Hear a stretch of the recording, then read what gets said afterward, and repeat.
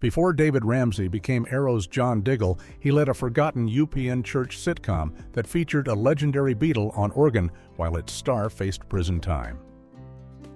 From recycled sets to gospel superstars, this short-lived series holds bizarre secrets that make it television's most unusual religious comedy. Fact 1. MTM's Swan Song. Good News holds a bittersweet place in television history as the final series ever produced by MTM Enterprises, one of the most legendary production companies in American television. MTM Enterprises was founded back in 1969 by actress Mary Tyler Moore and her then-husband Grant Tinker, and over nearly 3 decades, the company became synonymous with quality television programming. MTM gave the world iconic shows like The Mary Tyler Moore Show, The Bob Newhart Show, WKRP in Cincinnati, Hill Street Blues, and St. Elsewhere, fundamentally shaping what television comedy and drama could achieve. By the mid-1990s, however, the company had changed hands multiple times and was struggling to maintain its former glory. In 1997, International Family Entertainment, which owned MTM at the time, was sold to News Corporation for $1.9 billion, and MTM was immediately folded into 20th Century Fox Television. Good News premiered on August 25, 1997, right in the middle of this corporate upheaval, and became the last show to carry the MTM name. The iconic MTM logo, featuring an orange tabby kitten named Mimsy, who meowed instead of roaring like the MGM lion, appeared at the end of Good News episodes during its brief run. After Good News was canceled in May of 1998, MTM ceased operations entirely, and all of its programming library was absorbed by 20th Century Fox Television. The company's other surviving show at the time, The Pretender, also transitioned to Fox production. Today, all MTM programming is owned by Disney through its acquisition of 20th Century Fox, but Good News remains a footnote marking the end of an era when one of television's most respected production houses quietly faded into history. Fact 2. The fifth Beatle played church organist. Good News featured one of rock and roll's most legendary keyboardists in a recurring role that few people remember today. Billy Preston, the renowned musician often called the fifth Beatle for his work with the group, appeared in 10 episodes of Good News as Billy, the church organist who played during choir numbers and church services. Preston had an extraordinary musical pedigree that made his presence on the show particularly notable. He was the only musician ever credited alongside the Beatles on a single, with 1969's Get Back listed as The Beatles with Billy Preston. Beyond his work with the Beatles, Preston had played with Little Richard, Sam Cooke, Ray Charles, and the Rolling Stones, earning him a place in the Rock and Roll Hall of Fame. On Good News, Preston brought his incredible organ skills to the fictional Church of Life in Compton, lending authentic musical credibility to the gospel-themed sitcom. His character Billy was simply the church organist, often seen playing the Hammond organ softly in the background during Pastor Randolph's sermons or providing accompaniment for the choir's performances. What made Preston's appearance even more remarkable was the timing. He joined the cast while dealing with serious personal and legal troubles that were about to derail his life completely. Preston was on probation for drug-related offenses when he landed what seemed like a perfect job opportunity, playing an organist on a television sitcom about church life. The role appeared tailor-made for someone trying to get their life back on track, combining his musical talents with steady work in a supportive environment. Unfortunately, circumstances would soon take a darker turn that would cut short both his time on the show and his freedom. Fact 3. Billy Preston's prison performance.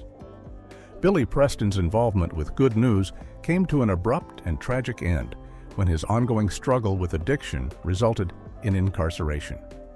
In November of 1997, just months after Good News premiered, Preston was sentenced to 3 years in prison for violating his probation on a cocaine possession conviction. Earlier that same year, he had been placed on 3 years probation and agreed to spend 90 days in jail after testing positive for cocaine use, with the condition that he remain drug-free going forward. However, Preston tested positive for drug use again, leading to the much longer prison sentence. His legal troubles didn't end there, as he was later convicted of insurance fraud after authorities discovered he had arranged to set fire to his own house in Los Angeles back in 1994, adding another year to his sentence. Preston ended up serving approximately 18 months at California's Avenel State Prison, where something remarkable happened. Despite being behind bars, Preston found a way to continue making music and helping others. He organized and led a prison chorus, conducting fellow inmates in church services and musical performances. It was during this time in prison that Preston finally gave up drugs, cold turkey, later telling the New Times Los Angeles that his fellow inmates made his ordeal easier because they knew who he was and felt sorry for him. Preston was released in the late summer of 1999, having used his time in prison to confront his demons and reconnect with his gospel roots. His experience at Avenel State Prison led him back to recording church music, including albums like Minister of Music in 1995 and Words in Music in 1996, as he worked to rebuild his life and career after incarceration. Fact 4. David Ramsey was a decade younger than his character. When David Ramsey landed the lead role of Pastor David Randolph on Good News, he faced an unusual challenge that had nothing to do with his acting ability. Ramsey was only 25 years old when the show was filmed in 1997, having been born on November 17, 1971, which meant he had just turned 26 during production. However, the character he was playing, Pastor David Randolph, was written to be significantly older, somewhere in his early to mid-30s, specifically between 32 and 35 years old. This created a notable age gap between the actor and his character of roughly 7 to 10 years. The casting decision was particularly interesting given that Pastor Randolph was supposed to be a young acting pastor who was still considered somewhat inexperienced by his congregation. Yet even at that younger age, the character was meant to be older than Ramsey actually was. The show's creators needed Ramsey to project the authority and maturity of someone in their mid-30s while he was barely out of his early 20s. This wasn't Ramsey's only challenge in the role. According to some critical reviews of the show, Ramsey struggled with comedic timing, with one reviewer noting that his line deliveries were so delayed that he seemed like a fish out of water as both a reverend and a lead actor. The age discrepancy may have contributed to these difficulties, as Ramsey had to portray not just a pastor, but a pastor with enough life experience to lead a congregation through various crises and conflicts. Despite these challenges, the role served as Ramsey's first major leading part on television and launched him into a successful career that would eventually include major recurring roles on shows like Dexter, Blue Bloods, and most famously, 8 seasons playing John Diggle on Arrow. Fact 5. Recycled church set from Amen. One of the most glaring instances of creative recycling in Good News was the production team's decision to reuse the church set from another sitcom that had ended just 6 years earlier.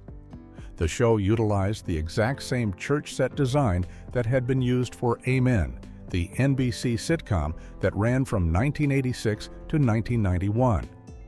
Amen had been a popular church-based comedy that starred Sherman Hemsley as Deacon Ernest Fry, focusing on the comedic dynamics within a Philadelphia church called First Community Church of Philadelphia. The set featured a distinctive church interior with pews, a pulpit area, and other recognizable architectural elements that regular viewers of Amen would have immediately recognized.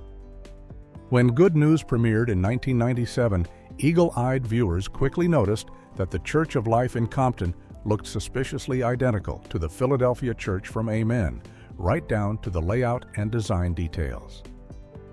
Multiple viewers commented on this in reviews and online discussions, with some wondering whether the producers assumed audiences wouldn't notice or remember the original set. One IMDb reviewer specifically noted they even used the same set design of the church, but wondering if they assumed we, the viewers, wouldn't get that. The decision to reuse the set became even more puzzling because both shows shared the same creator, Ed Weinberger, and both featured Roz Ryan in prominent roles.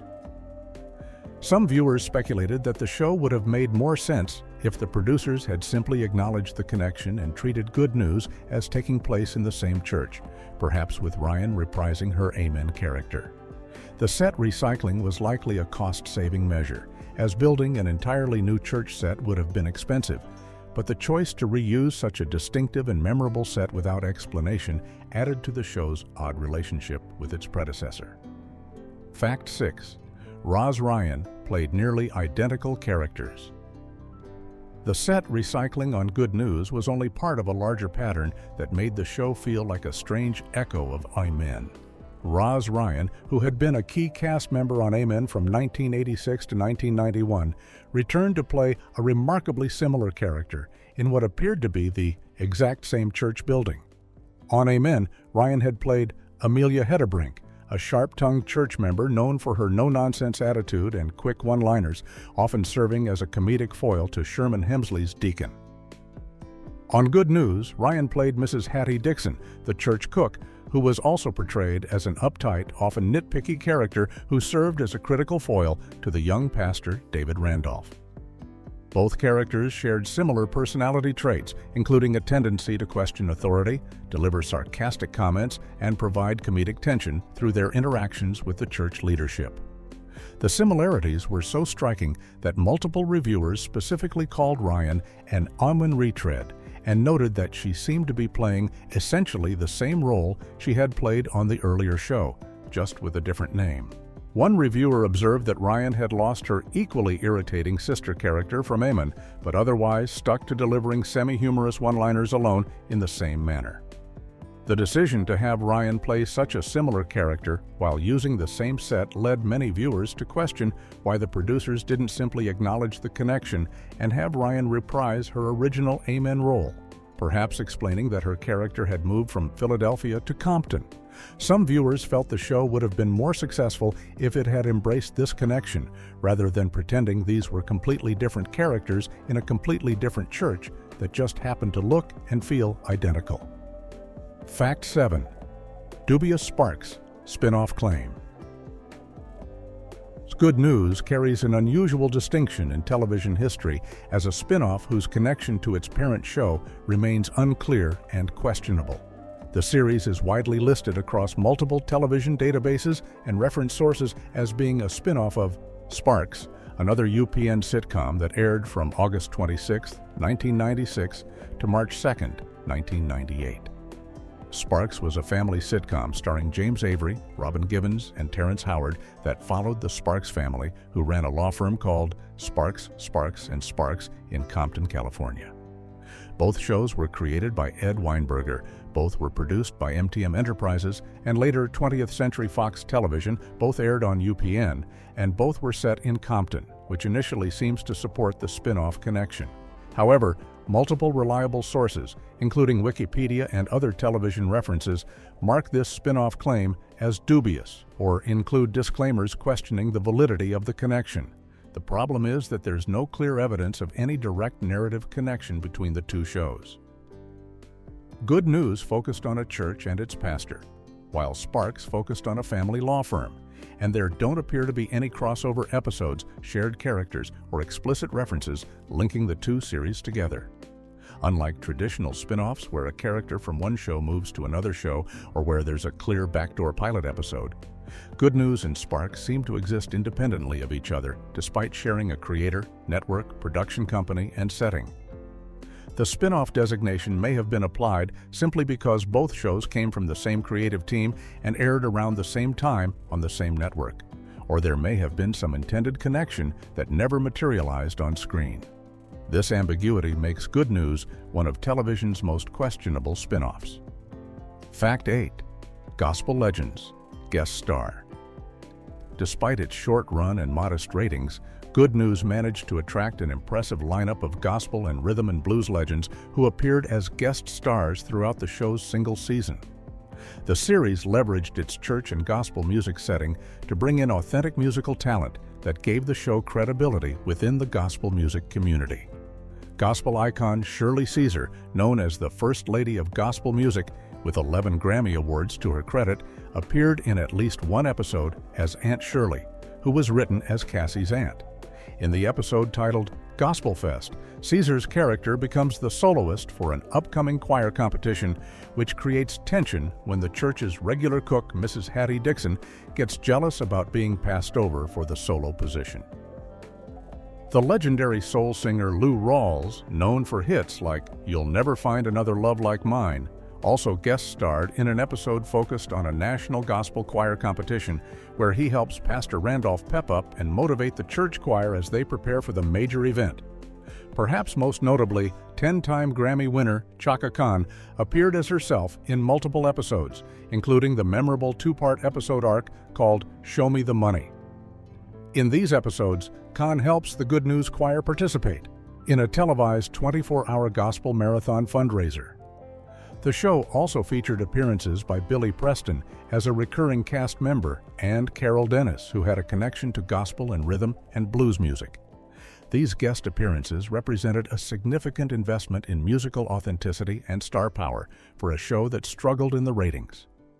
The presence of such legendary performers suggests that the show's creators understood the importance of the gospel music elements and wanted to honor that tradition by bringing in respected voices from the gospel and soul music communities, even if the show itself couldn't find a large enough audience to survive.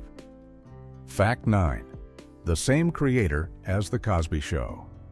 Good News came from one of the most accomplished comedy writers and producers in television history, though you wouldn't know it from the show's brief run and lack of success. Ed Weinberger, who created Good News, had an extraordinary track record that included some of the biggest hits in sitcom history. Weinberger began his television career writing for The Tonight Show starring Johnny Carson in the early 1970s, then became part of the legendary creative team at MTM Enterprises alongside James L. Brooks, David Davis, Alan Burns, and Stan Daniels. He worked on The Mary Tyler Moore Show before leaving MTM in 1977 to start the John Charles Walters Company at Paramount Pictures, where he co-created Taxi, one of the most critically acclaimed sitcoms ever made.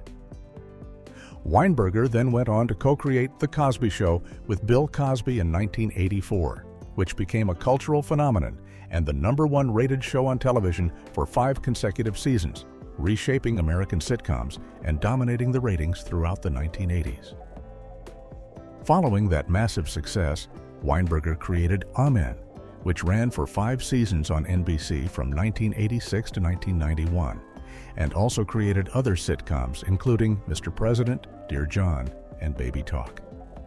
By the time he created Sparks and Good News for UPN in the mid-1990s, Weinberger had won 9 Emmy Awards, 3 Golden Globe Awards, and a Peabody Award, and would eventually receive the Writers Guild of America Lifetime Achievement Award in the year 2000.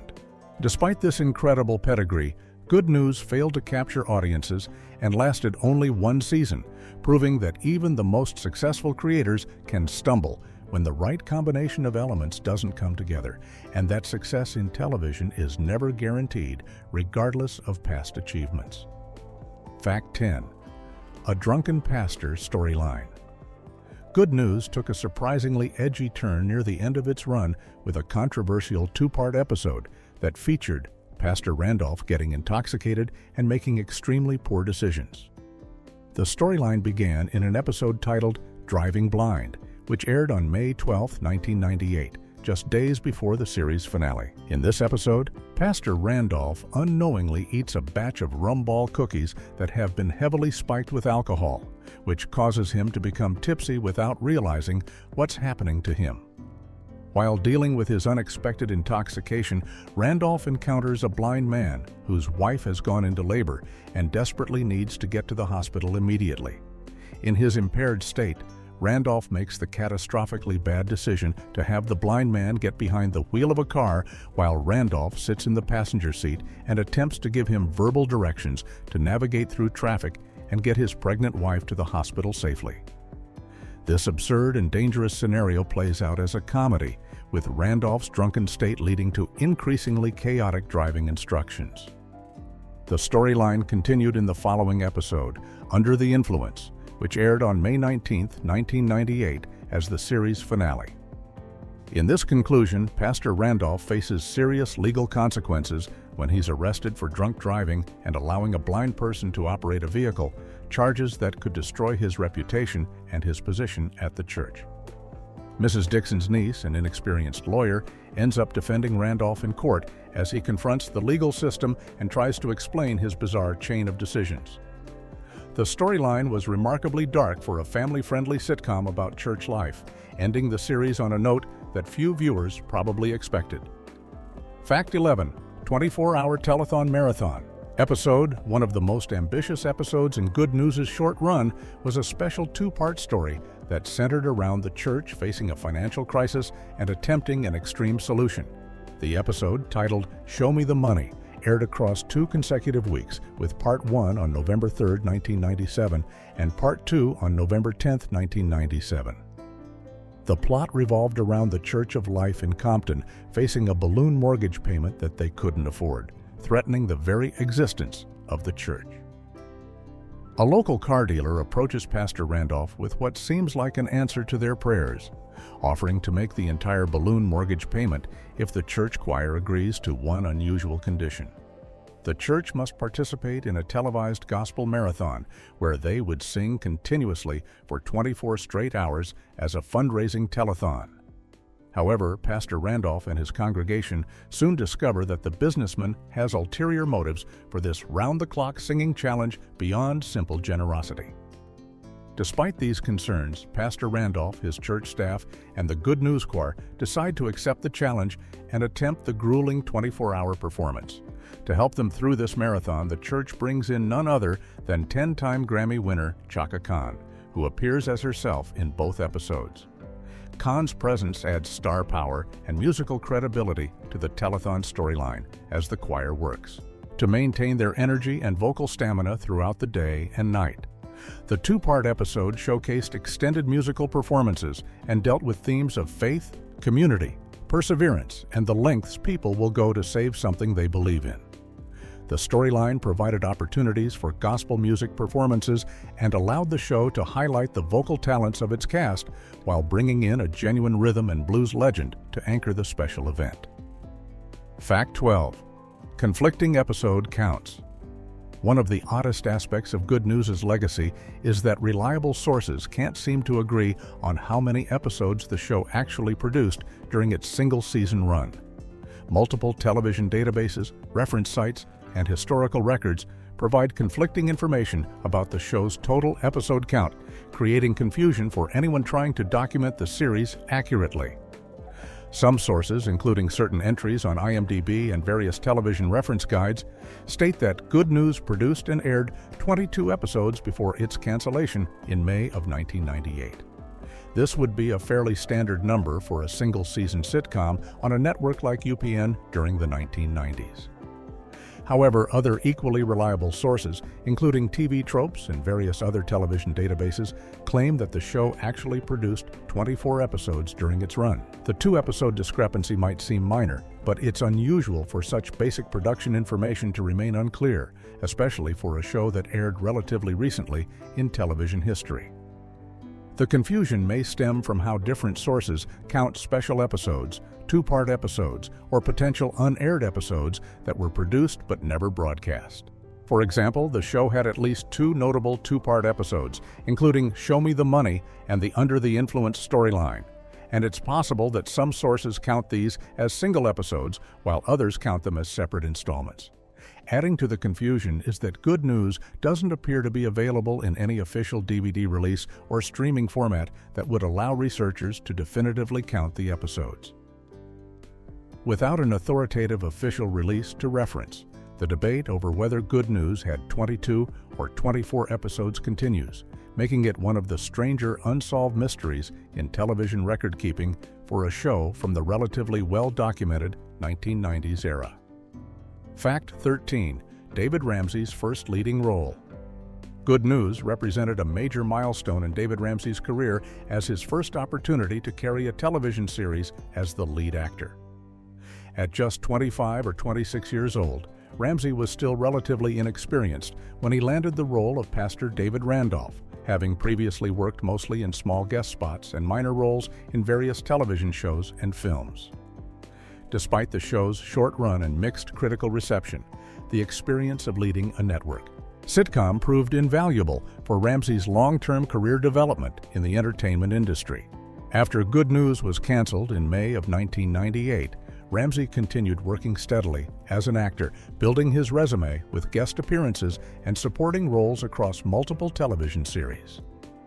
In the year 2000, he starred as Muhammad Ali in the Fox television movie Ali, an American Hero, showcasing his dramatic range beyond comedy.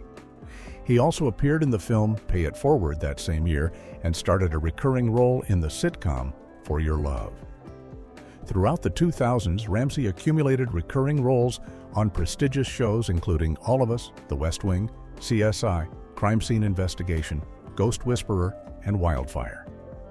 His breakthrough came when he joined the cast of Showtime's Dexter in 2008, playing Anton Briggs, a confidential informant with a complicated relationship with Deborah Morgan, appearing in 17 episodes across seasons 3 and 4. This role earned him critical acclaim and a Screen Actors Guild nomination. Ramsey also landed a recurring role on the CBS police drama Blue Bloods starting in 2010. However, his most significant and career-defining role came in 2012 when he was cast as John Diggle, also known as Spartan, on the CW's superhero series, Arrow. Ramsey appeared in the main cast for 8 seasons through 2020, becoming a fan-favorite character. Fact 14, setting confusion, Compton everywhere. Good News and its alleged parent show, Sparks, share an unusual connection that adds to the confusion about their relationship, as both series were explicitly set in Compton, California, yet sources describe their locations inconsistently. Sparks, which aired on UPN from August of 1996 to March of 1998, was a sitcom about the Sparks family who ran a law firm together. Some sources describe Sparks as being set in Los Angeles, California, while others more specifically identify the setting as Compton, California, an inner-city community within Los Angeles County. The show featured James Avery as Alonzo Sparks, running the family law practice called Sparks, Sparks, and Sparks with his 2 sons in what was described as inner-city Compton. Good News, which premiered a year after Sparks began, was unambiguously set at the Church of Life in Compton, California, making it definitively located in the same community. The fact that both shows were created by Ed Weinberger, produced by the same companies, aired on the same network UPN, and were both set in Compton would seem to support the claim that Good News was a spin-off of Sparks. However, the geographic proximity alone doesn't explain the lack of any apparent narrative connection between a law firm comedy and a church sitcom.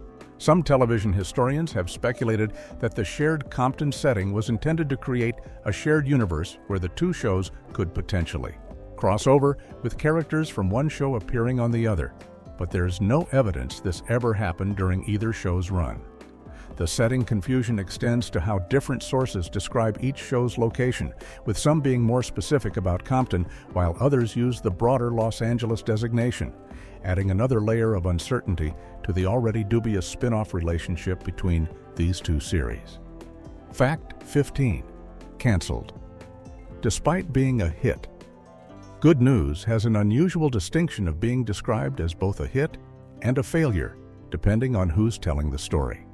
Years after the show's cancellation, David Ramsey reflected on his experience with Good News in interviews, offering an interesting perspective on the show's performance and ultimate fate.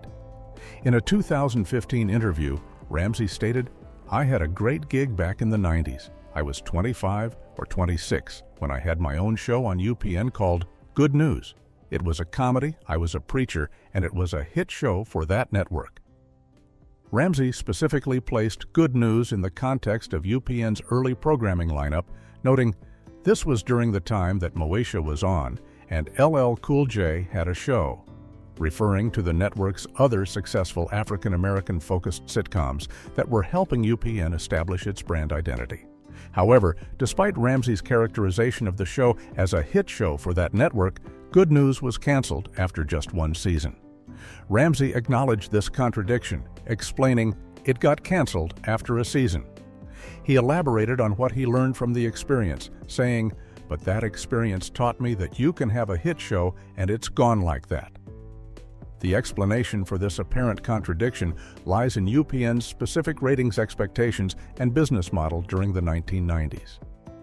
While Good News may have been performing adequately by general standards and attracting a respectable audience for a new show on a fledgling network, it didn't meet UPN's particular requirements for renewal. Multiple sources confirm that Good News failed to meet UPN's ratings requirements for a second season, leading to its cancellation in May of 1998, despite whatever success it may have achieved relative to other shows or the network's early lineup.